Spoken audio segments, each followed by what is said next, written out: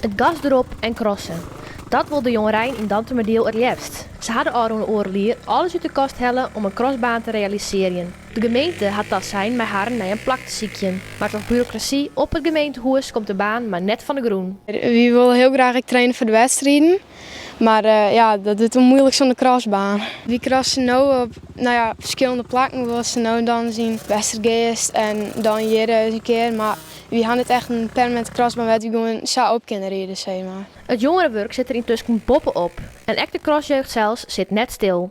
Jadder binnen er al 400 hoorntekens op hellen. Ek is er al een locatie voor het crossterrein. Een boer had namelijk loonbeschik besteld. Alles is in kalk en cement, zo niet ze. Maar nee dus. Wij vinden dat de jeugd in deze regio gewoon de kans moet krijgen om mee te kunnen doen aan motorsportevenementen.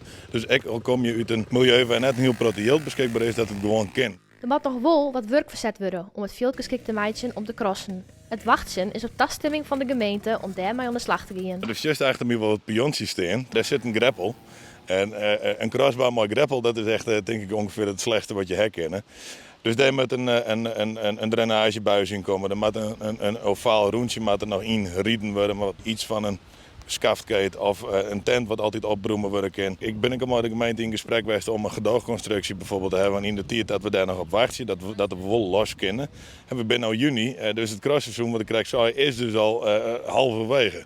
Dus wil je nog wat tijd te besteden, dan moeten we nou wel los. En coronatijd, jeugd zit er wel echt om te springen. De jeugd denkt intussen na over meer acties. Want die crossbaan, die mat en zilver komen. Om mij een clubje, mijn ploegje motors naar het gemeentehuis en een prutte lawaai maatje dat ze eindelijk jaren. Dat wordt echt nodig gaan.